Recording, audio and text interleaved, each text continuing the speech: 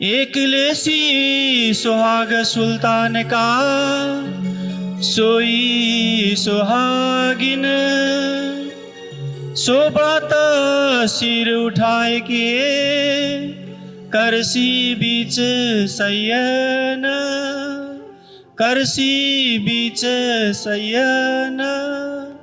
प्रकरण 25 चौपाई 615। भट परो नींद मोह की,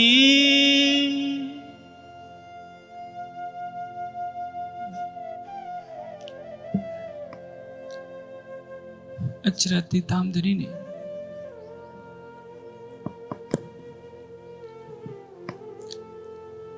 इस प्रकाशवाणी के अंदर हमारे लिए एक कसौटी रखती है कि हम क्या वास्तव में परम धाम की परमात्मा है। एक लेसी सुख सुहाग का सोई सुहागिन,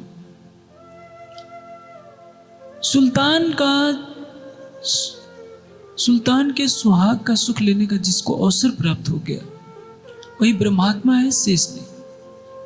कितनी बड़ी कसौटी है। सुहागिन का सुख क्या होता है? अपने प्राणेश्वर को देखना।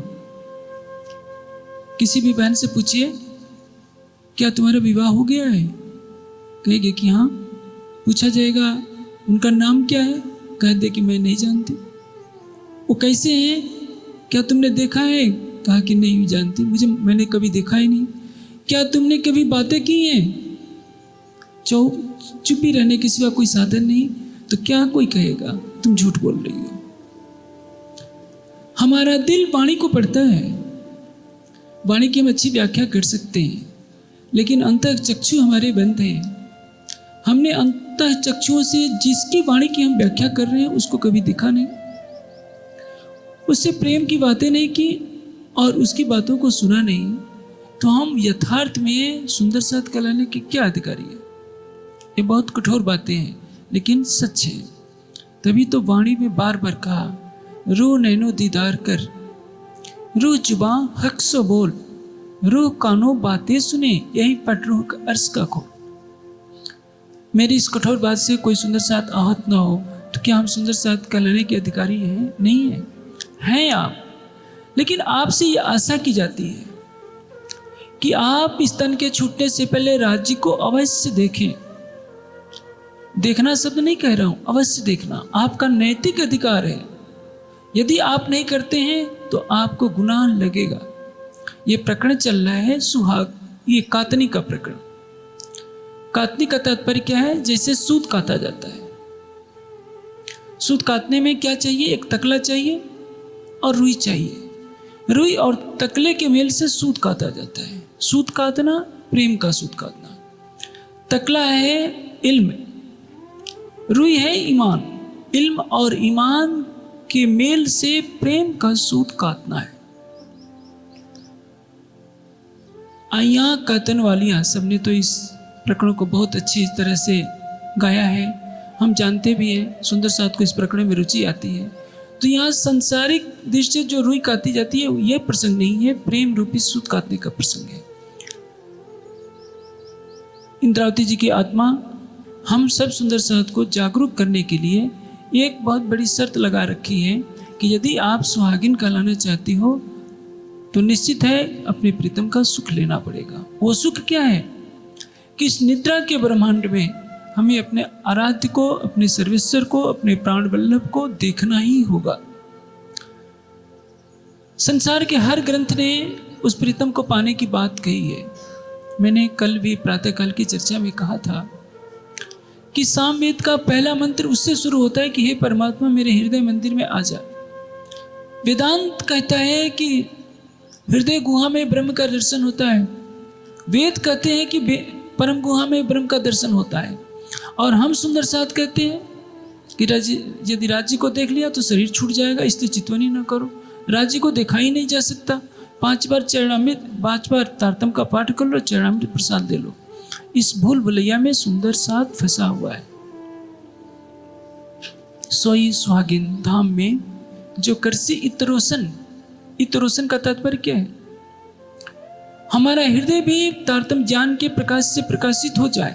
हमारे हृदय में युगल स्वरूप की छवि बस जाए और सारे ब्रह्मांड में ब्रह्मवाणी को हम जाहिर कर दें, हर व्यक्ति के हृदय में युगल स्वरूप की छवि बसाएं, इसको कहते हैं रोशन करना। किरंदन की चौपाई ने हमारे ऊपर कितनी बड़ी शर्तें ला दी। सोई सुहागिन धाम में जो करसी इत रोशन, तौल मौल दिल मापक सुख देसी सुख सबल।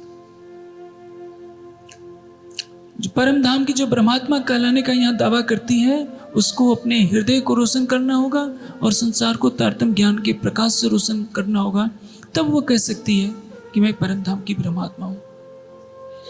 जैसा कि इस ग्रंथ का नाम ही प्रकाश है, प्रकाश वाणी, हृदय में सत्य का उजाला कर देना। कहाँ है प्राणेश्वर अक्षरातीत? हम अपने प्राण वल्लभ को कहाँ खोजते हैं? मंदिरों में खोजते हैं। जहां मंदिर है, आपको मालूम है मंदिरों में झगड़े होते हैं, किसके लिए? पदों के लिए। सर्वशक्तिमान अक्षरातीत जहां बैठा है वहां तो झगड़े होने नहीं चाहिए। हाँ, मैं मंदिरों के विरोध में नहीं हूं। मंदिर तो जन जागृति के केंद्र होने चाहिए। मंदिरों से ज्ञान का प्रकाश फैलना चाहिए। मंदिरों में केवल सजावट कर दी जाए, सोने के कलश चढ़ा दिए जाए, थंबे लगा दिए जाए। कभी सोमनाथ में भी तो सोने के थंबों से सजाया गया था। आज भी स्वर्ण मंदिर में कितना सोना चढ़ाया गया है, लेकिन उसी स्वर्ण मंदिर में क्या होता रहा है? भिंडरा वाले का निवास बन गया था। मंदिर आस्था के केंद्र हैं, तो मंदिरों से आस्था फैलनी चाहिए। मंदिरों से ज्ञान का प्रकाश फैलना चाहिए। मंदिरों से भक्ति की लहर फैलनी चाहिए। मंदिर सुख सुविधा के केंद्र नहीं बनने चाहिए। सोने की दीवारों को सजा देने से, सोने की ईंटों की दीवारों से सजा देने से कभी परमात्मा हृदय में नहीं आता। हृदय को रोशन करना होगा ज्ञान के प्रकाश से। इसलिए हमें हर हृदय को मंदिर बनाना है। हमारा हृदय प्रीतम का मंदिर है, लेकिन हमें खुद बोध नहीं है कि क्या हमारा हृदय प्रीतम का धाम है। पूरी वाणी का एक ही सार है, ऊपर तले अर्श न कया, अर्श कया मोमिन कलो। ब्रह्मात्मा के लिए पहला धाम है उसका हृदय, बाद में मूल मिलावे की तरफ जाइए। जो मूल मिलावा हमारे लिए कहा जाता है, ये मूल मिलावा अपना नजर दीजिए इत। लेकिन यह भी तो देखिए, जो मूल मिलावा हद बेहद से परे है, उस मूल मिलावे वाले को भी वाणी कह रही है कि वो हक नजीक सेहरक से आड़ो पटना द्वार। इतना निकट है कि कोई पर्दा नहीं है। वाणी तो हमें ये कह रही है, और निद्रा के ब्रह्मांड में हम ऐसे गुम हो गए हैं कि हमें कुछ समझ में नहीं आ रहा है कि हमें क्या करना होगा। और ये जानते हैं कि नींद कैसी है। इस चौपाई की शुरुआत ही हो रही है भट परो नींद मोह की। इस निद्रा को धिक्कार है। क्यों? ये नींद ऐसी है जिसने इस सृष्टि को बनाने वाले को भी भुला रखा है। नारायण का प्रकटन कहाँ से होता है? निराकार, नींद से। नींद में इस नारायण बना जो इस जीव सृष्टि का परमात्मा कहलाता है, और स्वयं राज्य का तन कहे जाने वाले अक्षर ब्रह्म के संकल्प से ये सृष्टि बनती है। नारायण का प्रकटीकरण होता है। वाणी क्या कहती है उस अक्षर ब्रह्म के बारे में? भगवान जी आए इत जागवे को तत्पर, हम उठसी भेले सबे जब जासी हमारे घर। भगवान जी भी निद्रा में। अक्षरातीत की हलादनी, अक्षरातीत की प्राणेश्वरी, अक्षरातीत की प्राणवल्लभा, अक्षरातीत की अंगरूपा कहे जाने वाली ब्रह्मात्माएं भी इस नींद के ब्रह्मांड में आ गई हैं। और तो और जिस परम धाम को कहा जाता है, यहाँ वहदत की भूमिका है, वो खिलवत की भूमिका है। परम धाम में नींद न होते हुए भी नींद जैसी स्थिति है। कैसे? सिंधी में तो नींद शब्द का सीधे प्रयोग कर दिया है, ये नींद दई किन्ने। मूल मिलावे में सभी बैठे हैं। इंद्रावती जी खिलवत के पहले प्रकरण में कह रही हैं, ऐसा खेल दिखाइया जो मांग लिया है हम, अब कैसे मैं अर्ज करूं, कहोगे मांगा तुम। मेरे प्राणेश्वर, मैं आपके सामने बैठी हूं, लेकिन मैं आपको देख नहीं पा रही हूं, आपसे बातें नहीं कर पा रही हूं और आपकी बातों को मैं सुन नहीं पा रही हूं। कैसी विचित्र स्थिति है। सामने हैं, आंखें तो खुली हुई हैं, लेकिन हम देख नहीं पा रहे हैं। हमारी खुली हुई आंखों में परम धाम नहीं है। हमारे हृदय में हम नजरों देखे जहां संसार को देख रहे हैं, और हमें अपनी परात्म का तन नहीं दिख रहा है। हमें अपने जीव के द्वारा धारण किया हुआ ये तन दिख रहा है, जो कभी बालक होता है, कभी युवावस्था में आता है, कभी बुढ़ापे का शिकार होता है। हम मूर्तों का वासा देख रहे हैं इस दुनिया में। किसी को रोते बिलखते देखते हैं, कहीं श्मशान घाट में जाते हैं तो लोगों को छाती पीट पीट कर रोते हुए देखते हैं। परम धाम में कभी देखा नहीं था। वाणी पुकार कर कह रही है, इधर से नजर हटाओ और उधर कर दो। जागने का तात्पर्य क्या है? आप कितने भी पढ़े लिखे विद्वान हो, जब आपको नींद आती है तो क्या आपको मालूम रहता है कि मेरा यह नाम है? क्या आपको मालूम है उस समय कि आप कहाँ सो रहे हैं? सोते हुए व्यक्ति के सामने जाकर कोई व्यक्ति कितने अपशब्दों की बौछार कर दे तो उठने पर उसको मालूम नहीं रहता कि कोई मेरे लिए अमृत वाणी सुना गया है। और खूब उसकी स्तुति भी कर दीजिए, निद्रा में पूछिए कि मैं आपकी इतनी महिमा गाया हूँ, क्या आपको कुछ मालूम है? कहेगा कि मुझे कुछ नहीं मालूम। नीत का तात्पर्य जब हम स्वयं को भूल जाएं कि हम कौन हैं, जब हम यह भूल जाएं कि हमारी आत्मा का प्रीतम कौन है, उसको कहते हैं निद्रा। आदि नारायण है, आदि नारायण को मालूम नहीं कि मैं कहाँ से आया हूँ। अक्षर का मन अव्याकृत जब प्रतिबिंबित होता है इस मोह सागर में, प्रकृति के ब्रह्मांड में, तो उसको कहते हैं नारायण। उसी तरह से भगवान जी यानी अक्षर की सुरता भी इस खेल में आई है। परम धाम की ब्रह्मात्माओं की नजर ब्रज में आई थी, किसी को मालूम नहीं था कि हम कौन हैं। गोपियों के तनों में उनकी सुरता प्रविष्ट हो गई और अपने को देखने लगी हैं कि मैं ब्रह्मात्मा नहीं हूं, मैं तो एक गोपी हूं। जैसे एक ब्रह्मात्मा की सुरता किसी नेपाली सुंदर साथ के तन में आती है तो क्या कहता है? अपनी पहली पहचान क्या देता है? मैं नेपाली हूँ। पंजाबी के तन में आ गई तो क्या सोचता है? मैं पंजाबी हूँ। गुजराती के तन में आ गया तो क्या सोचता है? पहली पहचान क्या देगा? मैं गुजराती हूँ। स्त्री अपने को क्या समझेगी? कि मैं स्त्री हूँ। पुरुष क्या समझेगा? मैं तो पुरुष हूँ। पहचान तो सबको यही है ना, शरीर की पहचान। जीव की भी पहचान नहीं है कि हमारा जीव क्या है। आत्मा और परम धाम की पहचान तो दूर की बात है।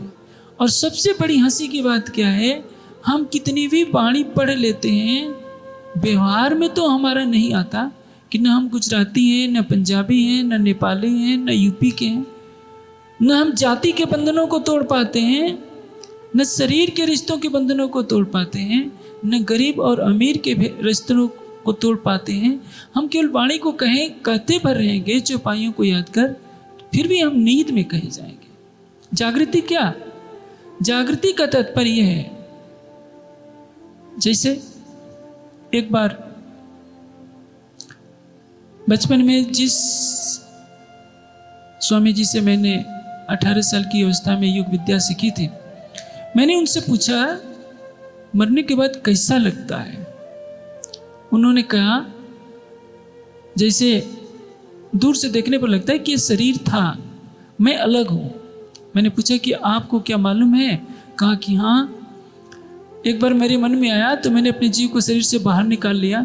मेरे पास जो सेवा में बच्चा था वो रोने लगा, फिर मुझको दया आई, फिर अपने शरीर में मैं घुस गया। मैंने पूछा कैसा लगता है? ऐसा लगता है कि शरीर तो दिख रहा था और ये संसार भी दिख रहा था और मैं पक्षी की तरह उड़ते हुए जा रहा था। ये संसार की कहानी।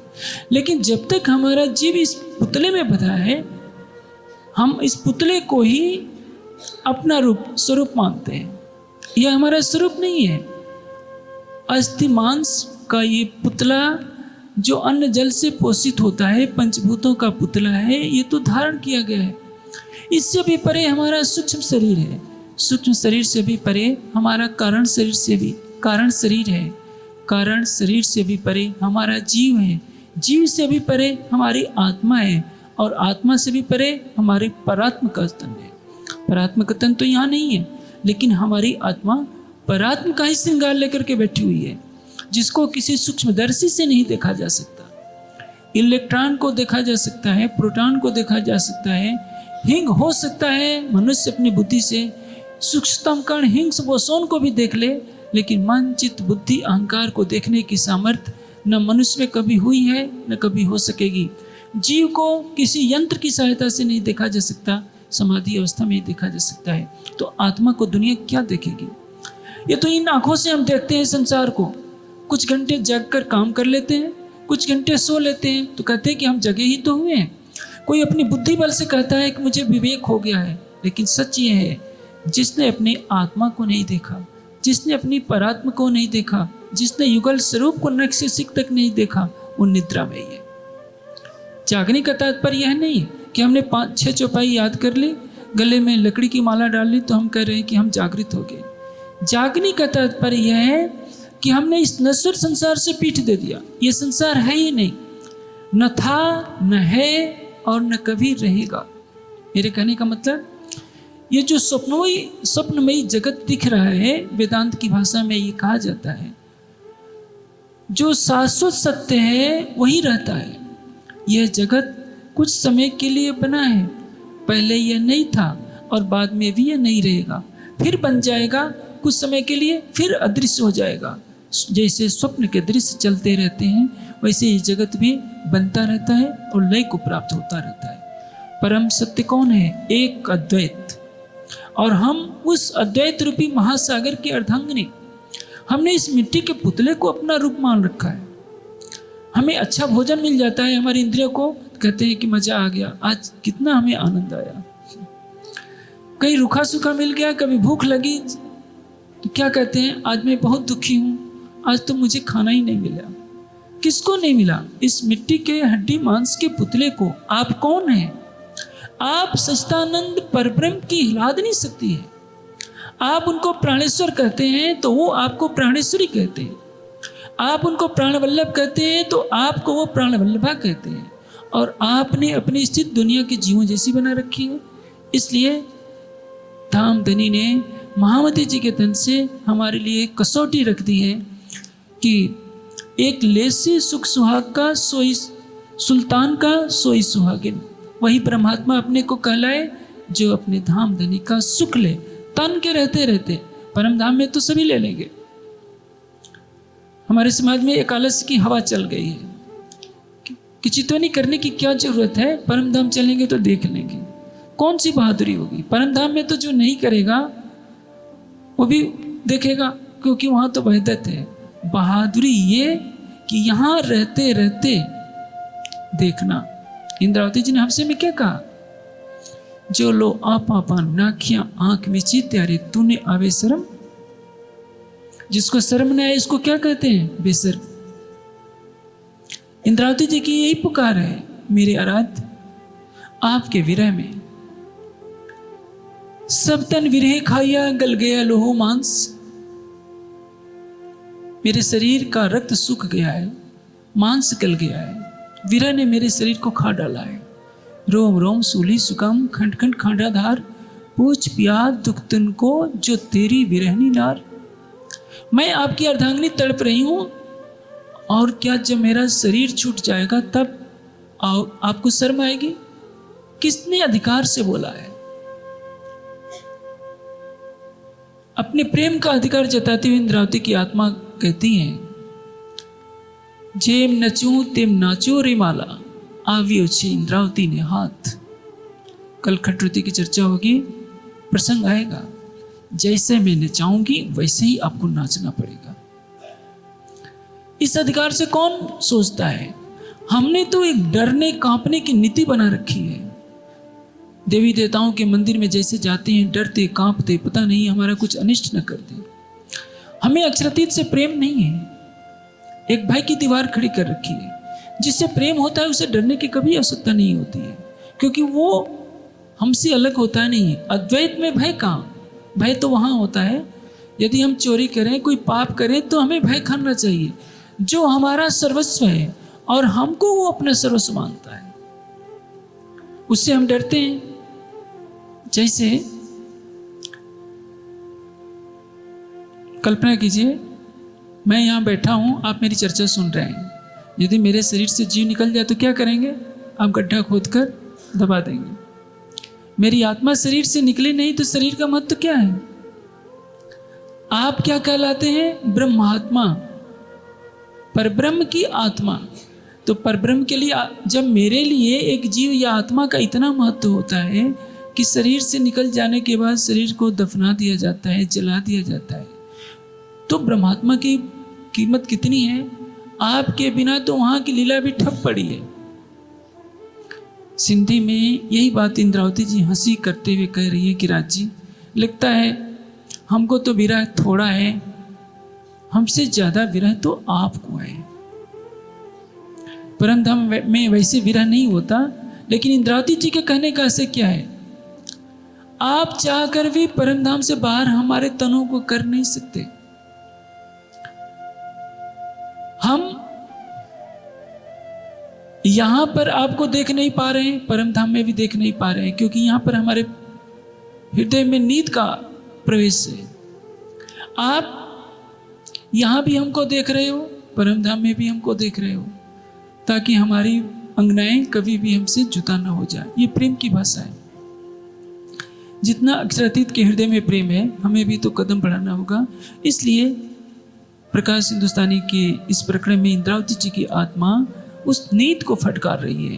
भट परो नीत मोह की, इस अज्ञानता की नीत को धिक्कार है। जो टाली न टले क्यों, जो किसी भी प्रकार से टालने पर टलती नहीं है। कौन चाहता है कि हमारे अंदर नींद बनी रहे? क्योंकि ये निद्रा है जिसने हमें भुला रखा है। हर कोई चाहता है कि मैं जागृत हो जाऊं। 40 लाख की संख्या में सुंदर साथ हैं। सबके मन में एक ही चाहत है कि हम अपने को जागृत कर लें। जागने की बात सृष्टि के प्रारंभ काल से चली आ रही है। जब तारतम ज्ञान का अवतरण नहीं हुआ था, उसके पहले से भी ऋषि मुनियों ने ये उद्घोष किया, उत्तिष्ठ जागृत प्राप्त वरानि बोधि, उठो जगो। मोह की निद्रा को छोड़ने के लिए सबने प्रयास किया है, लेकिन ये नींद ऐसी है जो छूटती नहीं है, क्योंकि सृष्टि को बनाने वाले नारायण के ऊपर से ये नींद का आवरण हटता नहीं। भ्रम की बाजी रची विस्तारी, भरम सो भरम भर माना। ये भ्रम की बाजी है। नारायण को पता नहीं कि मैं कहां से आया हूं। जिस सुमंगला पुरुष की सुरता नारायण के रूप में आई है, सुमंगला पुरुष भी प्रकृति के दृश्य में खो गए हैं। प्रकृति मंडल में उनकी सुरता आई है, तभी तो नारायण बनी है। सुमंगला पुरुष को पता नहीं, चिदानंद लहरी पुरुष को पता नहीं। सबलिक ब्रह्म ने संकल्प किया सृष्टि बने। उनके मन में आता है कि अक्षर ब्रह्म से, अक्षर ब्रह्म ने जो सृष्टि का संकल्प किया, तो ये सृष्टि का नाटक बना और इस खेल में स्वयं अक्षर ब्रह्म की भी सुरता आ गई है। ऐसी ये नींद है नहीं, लेकिन वही सबके लिए आफत बनी हुई है। जो नहीं है उसको दुनिया मानती है को नाही कीजिए सो तो कबो न होए। नाही को है कर सके, ऐसा हुआ न होसी को। ये संसार नहीं है तो दुनिया कहती है कि है। परमात्मा है, दुनिया कहती है कि परमात्मा है तो दिखता क्यों नहीं है। ये उल्टी कहानी है। कबीर जी ने बहुत हंसी उड़ाई है। रंगी को नारंगी कहे, नारंगी का रंग होता है तो दुनिया कहती है कि नारंगी। रंगी को नारंगी कहे, जमे दूध को खोया, चलती को गाड़ी कहे, देख कबीरा रोया। गाड़ी चल रही है तो उसको कहते हैं कि ये गाड़ी है, यानी गड़ी हुई है। जो दूध जम जाता है इसको खोया कहते हैं कि तो बिल्कुल बेकार हो गया। यानी संसार उल्टी राह अपनाता है। परमात्मा है, दुनिया के अधिकतर लोग परमात्मा को मानते ही नहीं है। मैं समझता हूँ आधे से अधिक दुनिया परमात्मा का अस्तित्व मानने के लिए तैयार नहीं है। और आज की नई पीढ़ी को जब धार्मिक क्रियाकलापों से उसको शांति नहीं मिलती, तो साइंस पढ़ने के नाम पर आज की नई पीढ़ी भी परमात्मा को मानने से मना कर देती है। कहीं परमात्मा के नाम पर अंधविश्वास फैला है तो कहीं परमात्मा का ज्ञान ही नहीं मिलता। आप चाइना में जाइए या कई ऐसे देश हैं जहां परमात्मा के अस्तित्व को बिल्कुल मना कर दिया जाता है। अक्षरातीत हमारे लिए परम धाम की इस ब्रह्मवाणी को लेकर के आए हैं, जो संसार के सारे ग्रंथों का अध्ययन कर लेगा, चारों वेद, उपनिषद, दर्शन, कुरान, बाइबिल, इंजील, सारे ग्रंथों को पढ़ लेगा, उसके पश्चात ये तारतम वाणी के में प्रवेश करेगा तो जानेगा इस ब्रह्मवाणी की गरिमा क्या है। हमें नहीं मालूम चल पा रही है। सारे ज्ञान को ग्रहण करने के बाद प्रश्न होता है कि हम उस परम तत्व को जाने।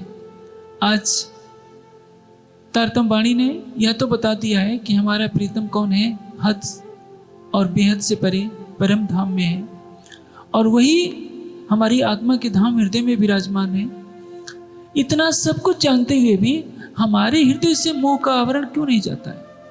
हम इस शरीर के बंधन में क्यों हैं? कीर्तन में एक चौपाई बहुत मार्मिक आती है, जैसा बाहर होते जो होए ऐसा दिल, तो अधकिन पीऊ न्यारा नहीं माहे रहे हिलमिल। इस चौथे चरण पर ध्यान दीजिए, माहे रहे हिलमिल। जितने सुंदर साथी यहाँ बैठे हैं सबने कितने अच्छे वस्त्र पहने हैं, शरीर को साफ रखे हुए हैं। यह स्थिति हमारे हृदय की हो जाए। हमारे हृदय में पहला ईमान किसके लिए हो जाए? राज्य के लिए। हमारे हृदय में पहला प्रेम किसके लिए हो जाए? राज्य के लिए हो जाए। तो स्वाभाविक है सारी माया हमसे छूमंतर हो जाएगी, और एक पल के लिए भी तब हमारे से धाम धनी जुदा नहीं हो सकते, क्योंकि वो अंदर हमारी आत्मा के धाम हृदय में बैठे हैं। माहे रहे हिलमिल, जैसा बाहर होते जो होए ऐसा दिल। इसलिए दिल की साधना करनी है। अपने हृदय को मंदिर बनाइए। हृदय मंदिर कब बनेगा? अटूट ईमान से, अटूट विश्वास से, अटूट प्रेम से। ये माया का पर्दा हटेगा और तब आपकी आत्मा के धाम हृदय में धनी के चरण कमल दृष्टिगोचर होने लगेंगे। अब इंद्रावती जी की आत्मा उस निद्रा को फटकार रही है जिसने परम धाम की आत्माओं को भुला रखा है। आँखा खोल सीधा कहे।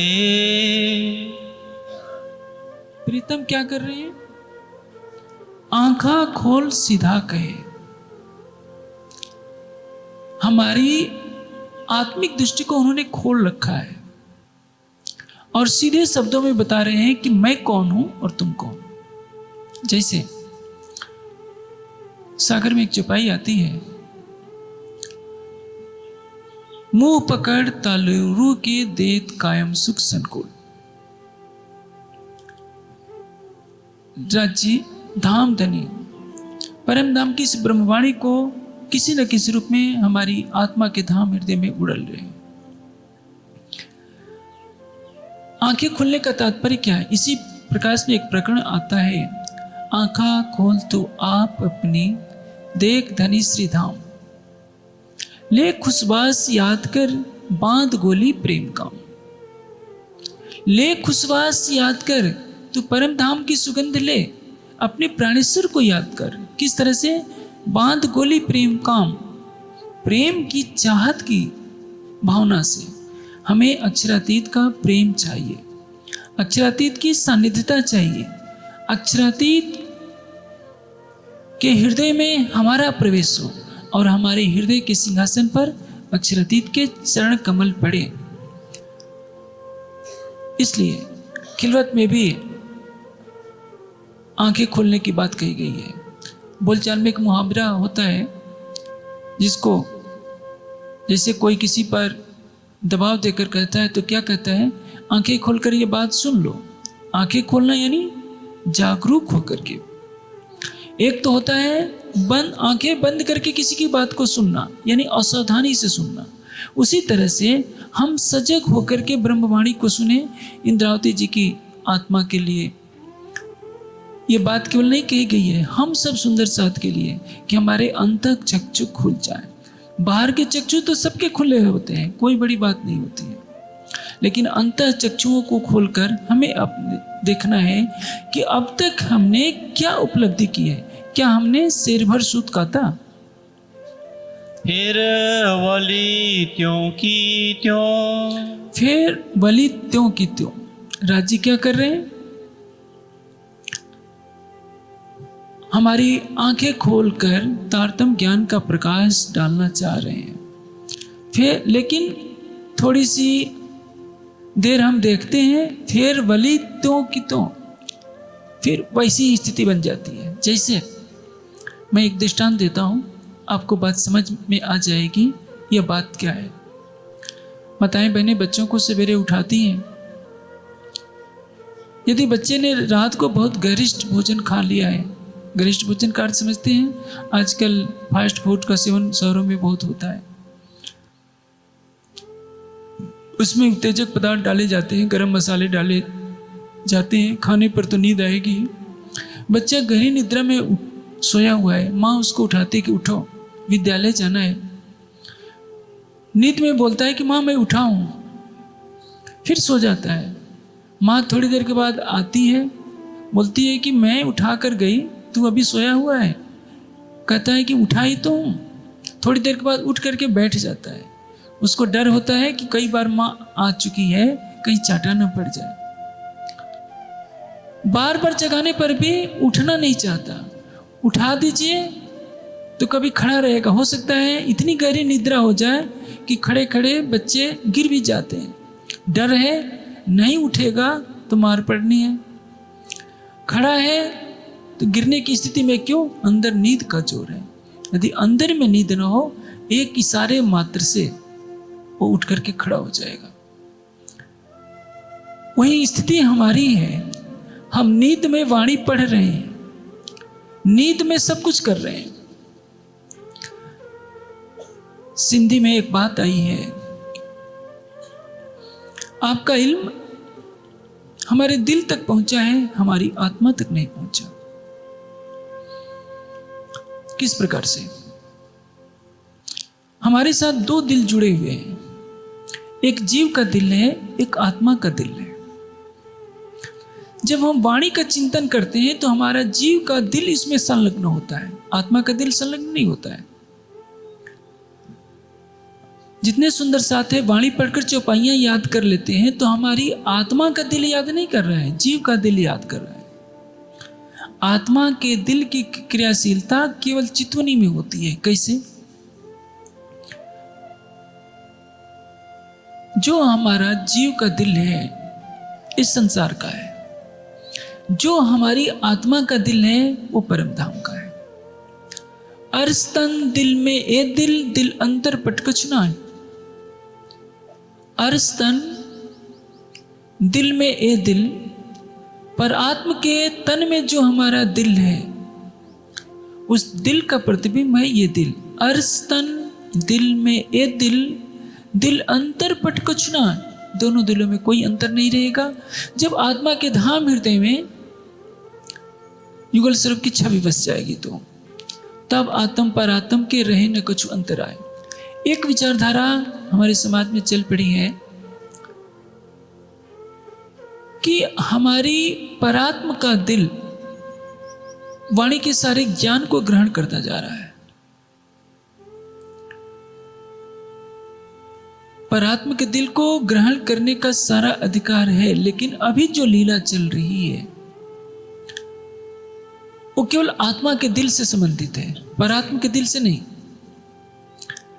लेकिन इसकी स्थिति को वैसे ही कहा जा सकता है जैसे अभी आप सामने देख रहे हैं, कैमरा लगा हुआ है, कैमरे से रिकॉर्डिंग हो रही है, कैमरे के अंदर सारा दृश्य भर रहा है, लेकिन कैमरे में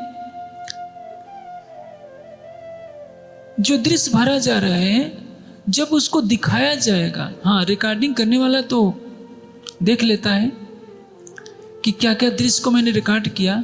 आप लोग दूर से देखकर कैमरे से ये नहीं देख सकते कि उसमें क्या क्या रिकॉर्ड हो रहा है। वैसे ही हमारा जीव सुखी होता है, दुखी होता है, तो हमारी आत्मा का जो दिल है जीव के दिल को दुखी या सुखी रूप में देखता है। लेकिन जब यही जीव चितवनी में लग जाएगा, जो उसने परम धाम का ज्ञान ग्रहण किया कि हद बेहद से परे परम धाम है, राज्य है, श्यामा जी हैं, सखियां हैं और मैं भी परम धाम की ब्रह्मात्मा हूं, तो ये जीव भाव धीरे धीरे हटना शुरू हो जाता है। जब केवल एक आत्मा का भाव हो जाता है तो हमारी आत्मा जीव के दिल के द्वारा किए हुए ज्ञान को ग्रहण कर कुछ जागृति की तरफ बढ़ती है। लेकिन जो उसको अभ्यास पड़ चुका होता है, क्योंकि उसके अंदर जीव भाव आ चुका होता है। मैं एक दृष्टांत दूं, आपको किसी ने एक चांटा मार दिया, चाहे आप कितने भी बड़े परमहंस क्यों न हो गए हों, आपके मन में तो आएगा कि इसने मुझे चांटा मारा। प्रश्न यह है, जिसने चांटे की मार खाई है वह कौन है? मारा गया तो शरीर को, अनुभूति किसको हुई? मन को। जीव के दिल ने दृष्टा होकर के देखा कि मेरे शरीर को चांटा मारा है, तो उसका अहंकार बोल रहा है कि चांटा मुझे मारा गया। यदि वो अलग हो गया, दृष्टा भाव में आ गया, तो क्या कहेगा? तुमने मेरे शरीर को चांटा मारा है, मुझे चांटा नहीं मारा है। मैं आपको व्यवहारिक रूप दिखाता हूं। पिछले वर्ष आपको 4 साहिबजादे की पिक्चर के कुछ अंश दिखाए गए थे। जब बंदा बैरागी को काटा जाता है, एक एक अंग, पैर का थोड़ा हिस्सा काटा जाता है, हाथ काटा जाता है, बंदा बैरागी मुस्कुरा रहा है। उसकी आंखें निकाली जाती है तो भी मुस्कुरा रहा है। जल्लाद रोने लगता है, बंदा बैरागी तुझे कष्ट नहीं हो रहा है? मैं तुझे काट रहा हूं, मुझे आदेश है कि तुझे काटना है तड़पा तड़पा कर, तू हंस रहा है। और खिलखिलाकर बंदा बैरागी हंसता है, अरे भाई तू अपना कर्तव्य पूरा कर, तू मुझे थोड़े काट रहा है, मेरे शरीर को काट रहा है। यह है आत्मबोध। मैं हूं कौन? न शरीर हूं, न इंद्रियां हूं, न अंतःकरण हूं। मैं तो शुद्ध बुद्ध चैतन्य हूं। मैं सुख और दुख की परिधि से परे हूं। ये तो जीव का शुद्ध तत्व ज्ञान है। हम तो परम धाम की परमात्मा है। हम थोड़े से सांसारिक कष्टों में मेहर सागर का गोटा लेकर के बैठ जाते हैं, मन्नतें मांगने लगते हैं, नारियल चढ़ाने लगते हैं कि राज जी ये कर दो, जल्दी दुख से निकालो, जल्दी दुख से निकालो। इसका मतलब कि राज जी ने आपको कहीं फंसा रखा है। जो आपको जगाने के लिए मिहराज के तन में बैठकर गांव गांव, नगर नगर, वन वन घूमे, वो आपको दुख में कभी नहीं फंसाने के लिए आए हैं। आपके लिए तो उन्होंने अपने हृदय का सारा खजाना लाकर ब्रह्मवाणी में दे दिया कि मेरी परम धाम की आत्माएं इस ब्रह्मवाणी के अंदर डूबे और परम धाम का वह सुख ले सकें, मेरे हृदय में डुबकी लगाकर मुझे पूर्ण रूप से जान सकें, जो आज तक नहीं जान सके थे। इसलिए अभी जो बात चल रही थी, आत्मा के दिल में और जीव के दिल में क्या अंतर होता है। परात्म के दिल की जो स्थिति है वही दिल स्थिति आत्मा के दिल की भी होगी। जब सागर की चर्चा होगी तो इन तथ्यों पर विशेष प्रकाश डाला जाएगा। अभी तो मैं संक्षेप में आपसे केवल इतना कह देता हूं कि जब तक इस जीव के दिल ने ज्ञान को ग्रहण किया है, तब तक सारा संबंध उस जीव के दिल से बना रहता है। इसलिए किसी सुंदर साथ के मन में प्रेम भाव ज्यादा होता है, किसी के अंदर कम होता है। एक ही वाणी है, एक ही राज्य है और एक ही तरह से सभी चितवनी कर रहे हैं, लेकिन किसी की चितवनी लगती है, किसी की नहीं लगती। क्यों? परात्म का दिल तो वहदत में है, आत्मा का दिल भी तो परम धाम के दिल की छाया है, प्रतिबिंब है। तो सबकी आत्मा एक जैसी है, तो आत्मा के दिल तो सबके एक जैसी होनी चाहिए। छत्रसाल जी और औरंगजेब के दिल में भिन्नता क्यों है? क्योंकि जो उनका व्यवहार हो रहा है उनके जीव के दिल के स्तर पर हो रहा है। आत्मा के दिल में जब वो शोभा बस जाती है तो कभी हटेगी नहीं। आत्मा के दिल में धनी का वास है। जीव का दिल खोजना चाहता है, और जैसे ही हमारी सुरता शरीर से, ब्रह्मांड से परे हो जाएगी, प्रेम में डूब जाएगी, उस क्षण उसको लगेगा कि ये मेरा नश्वर तन है, ये मेरी आत्मा है, ये मेरी परात्मा है, और ये मेरे प्राण वल्लभ है। तभी तो श्रृंगार में कहा है, जो सूरत दिल देखत त्यों रो जो देखे सूरत। आपने सागर श्रृंगार पढ़ लिया है, परिक्रमा पढ़ लिया है, पूछा जाए हौज कौसर कैसा है, राज्य के चरण कमल कैसे हैं, सब बता देंगे। प्रश्न यह है, क्या आपने राज्य के चरण कमल को देखा है, मुखारविंद को देखा है? उसमें आप मौन हो जाते हैं। क्यों? आपके जीव के दिल ने वाणी पढ़कर बुद्धि से जान लिया है कि ये ऐसा है। दिख नहीं रहा है। क्यों नहीं दिख रहा है? क्योंकि आपकी आत्मा के दिल तक वो पूरी बातें नहीं पहुंची है। चेतन हमेशा कुटस्थ होता है। जीव का दिल अंतःकरण यानी हृदय के माध्यम से ही सब कुछ करेगा। संवेदनाओं का मूल है हृदय, चैतन्य तो कुटस्थ होता है। वैसे ही आत्मा अपने दिल में धनी की शोभा को बसाती है। पहले ज्ञान के द्वारा जीव बसाता है, विरह की अवस्था के पश्चात जब प्रेम का रस आता है तो आत्मा का स्वभाव है प्रेम। आत्मा का स्वभाव विरह नहीं है, विरह जीव को करना पड़ेगा। इसलिए जिसने विरह में डुबकी लगाया उसने सब कुछ पा लिया। जिसने विरह को किनारे कर दिया, विरह का सामान्य सा अर्थ क्या होता है? आप बोलचाल की भाषा में समझ लीजिए, जिसके बिना रहा ही न जाए। मछली को पानी से निकाल दीजिए, मछली तड़प तड़प कर प्राण छोड़ देती है क्योंकि पानी उसका जीवन है। ऐसी स्थिति आ जाए जब आपको भी राज्य के बिना सब फीका लगे तो सोचना चाहिए आपको विरह आ गया। विरह को शब्दों में बताया नहीं जा सकता। जब विरह को नहीं बताया जा सकता तो प्रेम को क्यों बताया जा सकता है? कैसे बताया जाएगा? यही कारण है कि आज तक प्रेम शब्दातीत रहा, विरह शब्दातीत रहा। संसार में कई मनीषी हुए हैं, कई सूफी फकीर हुए हैं जिन्होंने अपनी सारी उम्र विरह में तड़पते तड़पते गुजार दी। गोपियों ने अपनी सारी उम्र विरह में तड़पते तड़पते गुजार दिया, लेकिन प्रेम का रस किसी को चखने को नहीं मिला। प्रेम क्या कहता है? प्रेम की व्याख्या प्रकाश में भी है, कुछ कलश में विशेष रूप से है। खटुती पूरी विरह की वाणी है जिसकी चर्चा कल होगी। प्रकाश में विरह का स्वर है।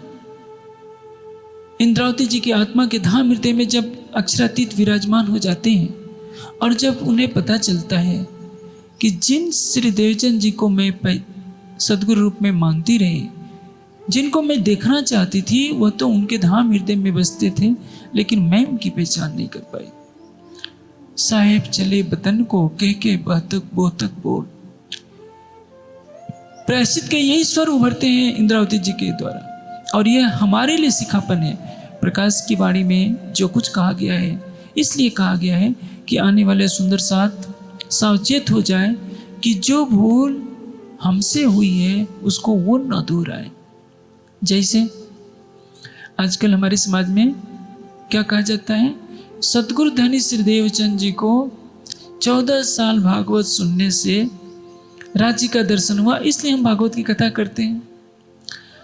तो हम भी 14 साल भागवत सुने तो हमें राज्य का दर्शन होगा क्या? तो भागवत को लिखने वाले को क्यों नहीं हो गया? और जिस भागवत को कांची भट्ट सुनाते थे उनको तो कभी दर्शन नहीं हुआ।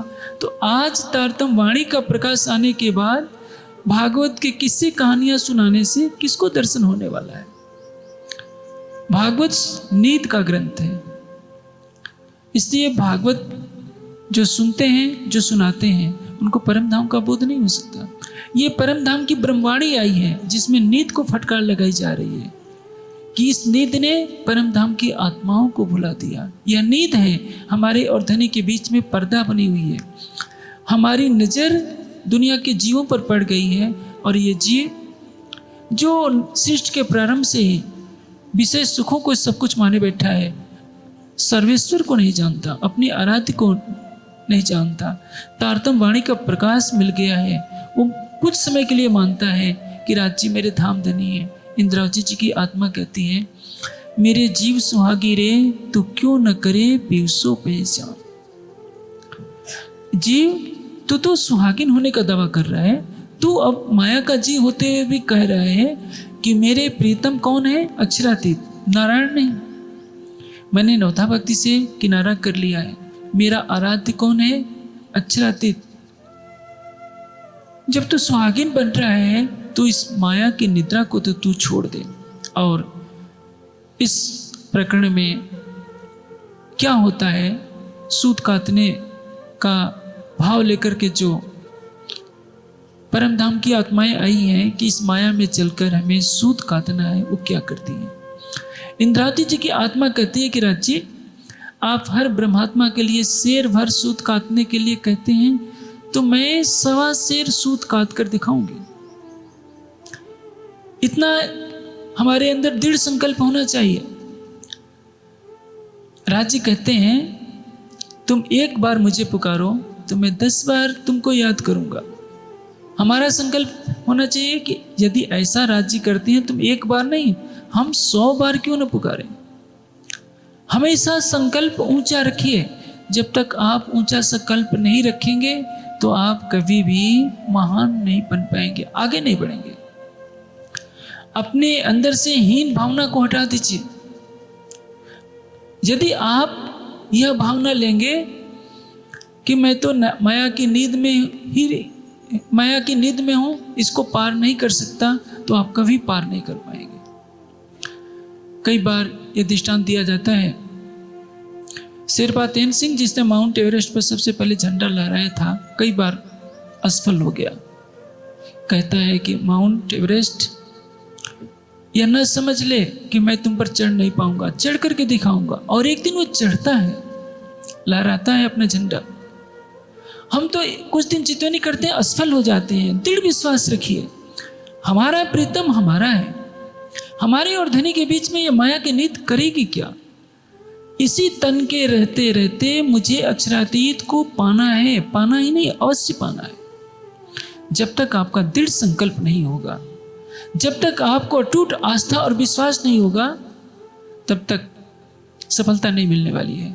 इसलिए जो प्रातःकाल आपको चितवनी कराई जाती है, 3-4 वाक्य इसलिए दोहराए जाते हैं। पहला वाक्य है, मम प्राणेश मम हृदय अगच्छ, मेरे राज्य मेरे हृदय मंदिर में आ जाइए। जब तक आप इसको दोहराएंगे नहीं कि मेरे धाम धनी मेरे दिल में आओ। सागर ग्रंथ के मंगलाचरण में क्या कहा है महामती जी ने? अर्ज तुम्हारा मेरा दिल है, इत आए करो आराम। पहले ही आपने हीन भावना से अपने को दबा दिया कि नहीं, पता नहीं हमको राज्य मिलेंगे कि नहीं। ये पता नहीं शब्द क्यों आ जाता है आपके मन में? ये हीन भावना ने सबको जागृति से रोक रखा है। जो समाज, जो व्यक्ति, जो देश हीन भावना से ग्रसित होता है, कभी भी वो आगे नहीं बढ़ सकता। एक आत्मबल होना चाहिए कि मुझे ये करना है, अवश्य करना है, तो असंभव कार्य को भी संभव बनाया जा सकता है। इसलिए इस प्रकरण से पूर्व के प्रकरण की अंतिम चौपाई आपने सुनी थी, जो लेसी सुख सुहाग का सुल्तान का, जो लेसी सुहाग सुल्तान का सोई सुहागिन। हमारे राज राजेश्वर कौन है? धाम धनी, हमारे सर्वस्व हैं। उनको हमें अपने हृदय में बसाना है।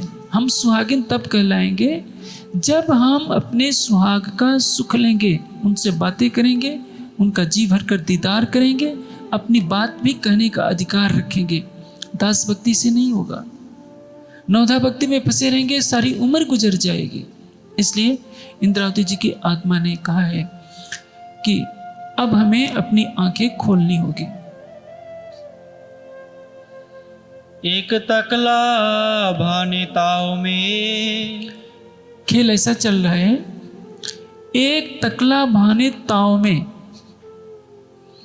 एक सखी क्या सोचती है, गुस्से में आकर दूसरे का तकला तोड़ देती है। एक तकला भाने ताव में फोकट फेरा खाए, बेकार में घूमती रहेगी, न चितवनी करेगी, न दूसरे को चितवनी करने देगी, न बाणी पढ़ेगी, न दूसरों को बाणी पढ़ने देगी। हमारे समाज में ये बहुत हो रहा है संसार में ऐसा कोई भी संप्रदाय नहीं है जिसमें ध्यान का, चितवनी का विरोध किया जाता है। हमारे समाज में सबसे अधिक जोर शोर से विरोध किया जाता है। दुर्भाग्य है इस समाज का। सबसे बड़ा सौभाग्यशाली यह समाज जिसमें परम धाम का ज्ञान लेकर स्वयं अक्षरातीत है, और सबसे बड़ा दुर्भाग्यशाली इसलिए है कि जिसमें सबसे बड़ा परम धाम का ज्ञान है, परम धाम को देखने की युक्ति है, उसी के अनुयायी कहते हैं कि परम धाम को क्या देखा जा सकता है, क्या राज्य को देखा जा सकता है। मुझे बहुत हंसी आती है। जिनको कुछ नहीं पता, विपश्यना वालों को कुछ नहीं पता, वो तो न आत्मा को मानते हैं न परमात्मा को मानते हैं। उनका दर्शन कहता है कि जड़ ही चेतन बन जाता है और चेतन फिर जड़ बन जाता है। उल्टी फिलॉसफी है। न आत्मा है, न परमात्मा है, न परम धाम है। आप श्वासों पर मन को केंद्रित कीजिए। विपश्यना का सिद्धांत इतना ही है। बुद्ध ने जो कहा उसके उलट आजकल चला जा रहा है, लेकिन उनके 400 ध्यान के केंद्र कभी खाली नहीं रहते हैं, हमेशा बुकिंग रहती है। हमारा परम धाम है। एक एक जर्रे जर्रे का वर्णन महामती जी के तन से हो गया। राज्य के नख से सिख तक का 7 बार का श्रृंगार वर्णन हो गया, लेकिन पूरे देश में जहां जाइए केवल घंटी घड़ियाल, किसी का कुछ नहीं दिखाई देता। ज्ञानपीठ में भी चितवनी रखी जाती है। पहले तो 500 तक की संख्या हो जाती थी, अब तो 200-300 भी नहीं होती। ध्यान कक्ष के 24 कमरे सुने ही सुने पड़े रहते हैं। क्यों? देश में हमारे समाज का पहला ध्यान कक्ष ज्ञानपीठ में बनाया गया। पूरे देश में कोई ध्यान कक्ष नहीं है। हाँ, सेवा पूजा के लिए सब पर जोर है, चितवनी के लिए कहीं भी जोर नहीं, ज्ञान को फैलाने के लिए कहीं जोर नहीं। आपने देखा कि किस तरह से जो हमारे कार्यक्रम होते हैं हमारे समाज में, करोड़ों रुपए पानी की तरह उड़ा दिए जाते हैं। वाणी की ज्ञान की चर्चा नाम मात्र को, माला का जप तो हो सकता है, लेकिन बैठा कर किसी को परम धाम की चितवनी नहीं कराई जाती। केवल नाचना कूदना मंचों पर यही हो रहा है, फिर परम धाम में सुरता कब लगाएंगे? ये काम तो वृंदावन की मंडलियां सैकड़ों साल से करती आ रही है। क्या किसी को परम धाम दिखा? क्या वृंदावन की मंडलियों ने अपनी आत्मा को जागृत किया कि हम कौन है, कहाँ से आए हैं? हम उनकी तो नकल करते हैं, लेकिन ब्रह्मवाणी में जो लिखा है उसको अपनाने के लिए हम तैयार नहीं है। हमारे समाज में करोड़ों के खर्चे से मंदिर बन जाते हैं, करोड़ों की धर्मशालाएं बन जाती हैं, लेकिन ब्रह्मवाणी को फैलाने वाले विद्वान क्यों नहीं बनते? प्रश्न यह है कि जिस समाज में सर्वोच्च ज्ञान हो, वह समाज ज्ञान के प्रकाश से अपने को इतना दूर किए हुए है, चितवनी के आनंद से अपने को वंचित किए हुए है, सेवा पूजा से आगे 2 कदम नहीं बढ़ा रहा है। इससे बड़ा दुर्भाग्य और कुछ नहीं होगा। उसी को कहते हैं एक तकला भाने ताव में फोकट फेरा खाए। वो सोचती है कि मैं चितवनी तो कर नहीं सकी, ये सूत काटने का नाटक कर रही है, इसका तकला ही तोड़ दो। गुस्से में आकर उसका तकला तोड़ देती है और खुद घूमती रहती है। न मैं चितवनी करूंगी, न तुझे करने दूंगी, न मैं देखूंगी, न तुझे देखने दूंगी। इसलिए फिलॉसफी चलाती जाती है, जो चितवनी करेगा वो मर जाएगा, क्योंकि राज्य के तेज को झेला नहीं जा सकता। और सब लोग मान लेते हैं कि सचमुच राज्य के एक नख में करोड़ों सूर्यों का प्रकाश है, चितवनी करेंगे तो मर जाएंगे, तो इससे अच्छा जीना है। आप कितना भी जीना चाहोगे, जिस दिन मौत आएगी आपको उठा ले जाएगी, और जिसने आपको रोका है वो भी बेचारा नहीं बच पाएगा, उसका वेतन। मरना ही है तो राज्य को देख करके मरिए। मरना तो है ही, क्यों न राज्य का दीदार करके मरा जाए? तो हम परम धाम में भी तो कह सकते हैं कि राज्य आपको पाने के लिए हमने अपना शरीर सौंप दिया, तो हम सिर ऊंचा करके रह सकते हैं। हम कितना भी बचेंगे तो मौत हमें छोड़ने वाली नहीं है, एक घटनाक्रम है। आप जानते हैं भीष्म पितामह जो पांडवों के पितामह थे, उनके पिता का विवाह गंगा नाम की कन्या से हुआ, वो जिस निषाद राज की पुत्री से हुआ था। जो निषाद राज ने सोचा कि मुझे मरना नहीं है, मुझे मृत्यु से बहुत डर लगता है। भागे भागे वो व्यास जी के पास गए कि व्यास जी महान ऋषि हैं, वे मुझे मृत्यु से बचा सकते हैं। व्यास जी के पास गए क्योंकि वेद व्यास जी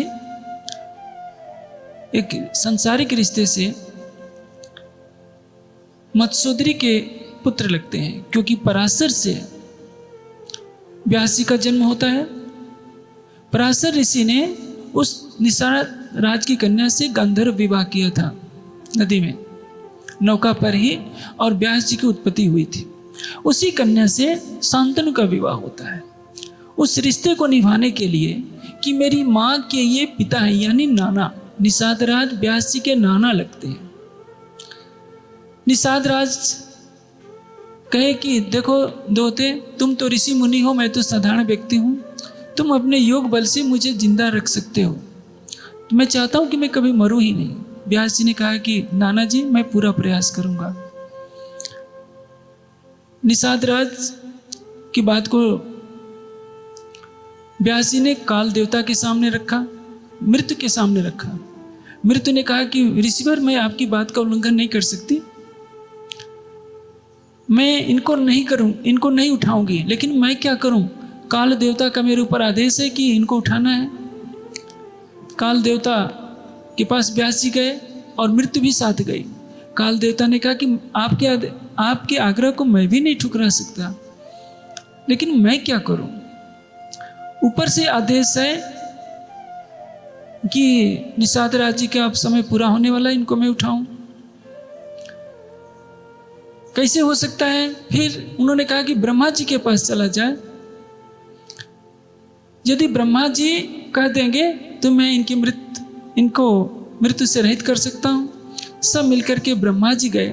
ब्रह्मा जी से कहा कि व्यास जी भी आए हैं, मृत्यु आई है, काल देवता आए हैं, तीनों का आग्रह है कि निषाद राज को मृत्यु से वंचित कर दिया जाए।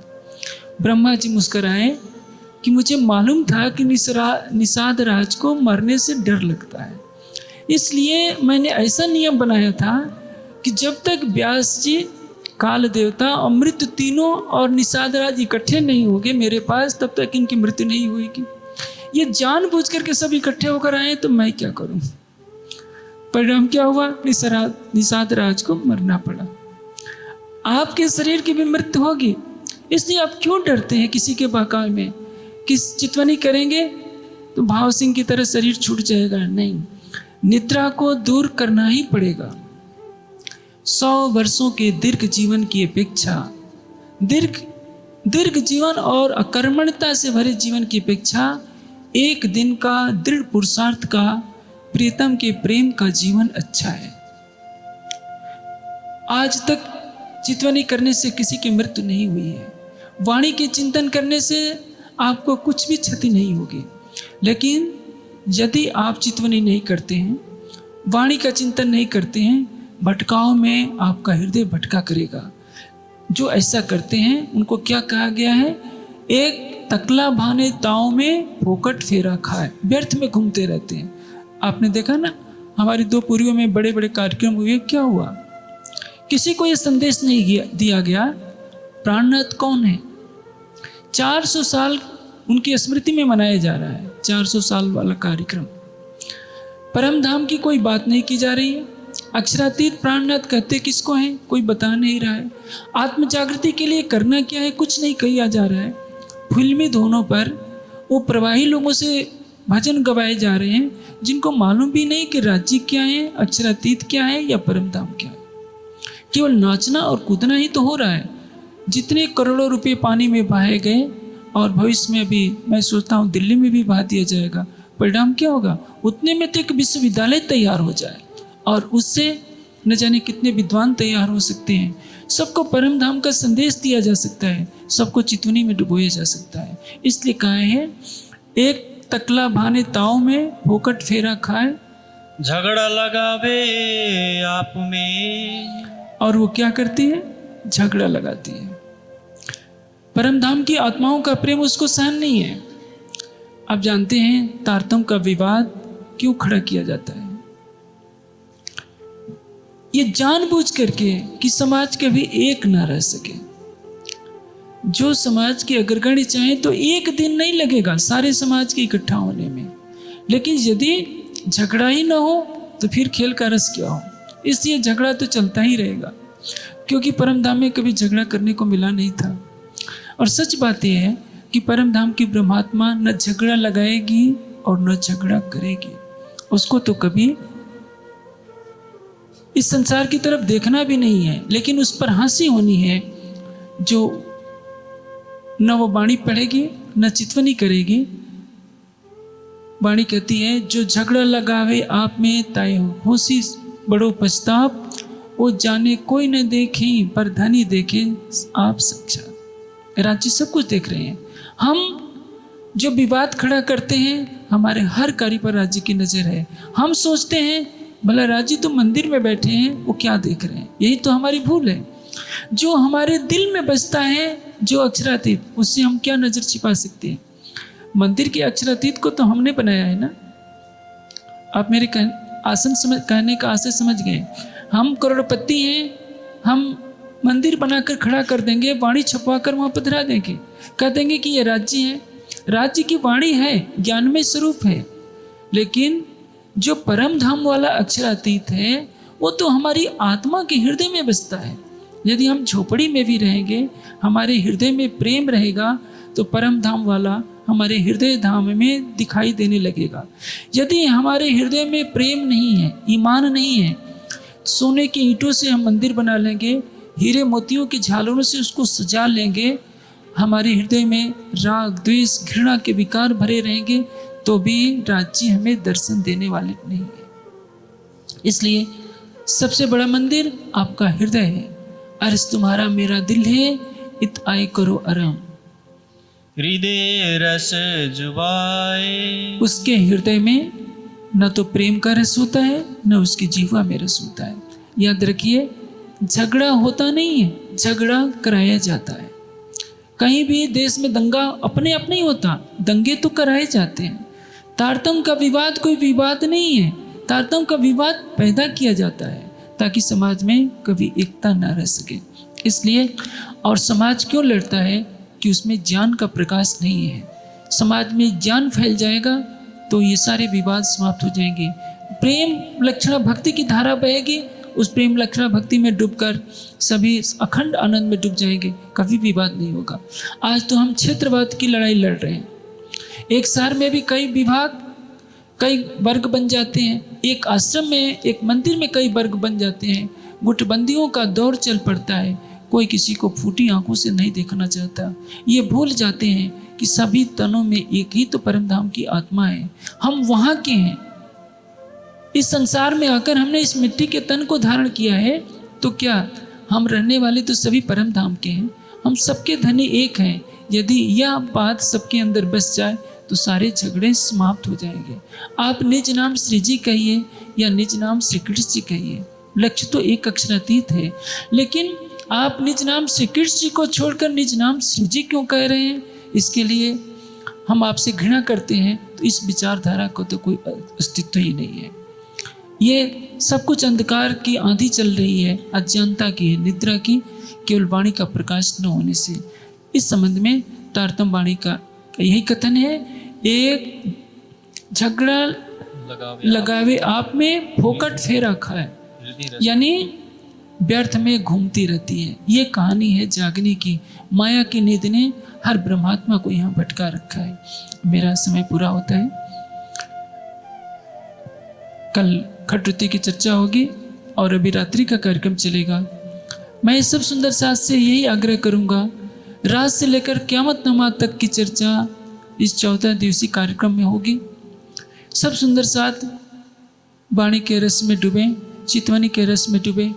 धामधनी से यही प्रार्थना, देश में कोई भी सुंदर साथ कहीं का भी हो, चाहे सरसावा आए या न आए, मुझसे घृणा भी करता है तो भी मैं राज्य से प्रार्थना करता हूँ, राज्य उसके हृदय में प्रेम का रस डालें, उसको विवेक दृष्टि दें, ताकि वो परम धाम की ब्रह्मवाणी को आत्मसात करे, अपने धाम हृदय में युगल स्वरूप की छवि को बसाए और इथे बैठे घर जागे धाम पूरे मनोरथ हुए सब काम की स्थिति को प्राप्त करें। अब चुपाई दूर हृदय रस न जुबाए।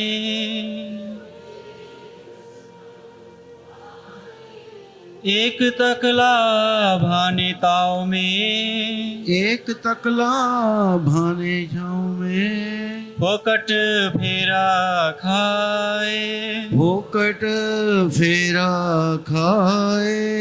झगड़ा लगावे आप में, झगड़ा लगावे आप में, हृदय रस न जुबाए। हृदय रस ना जुबाए। बोले श्री प्राणनाथ प्यारे की जय।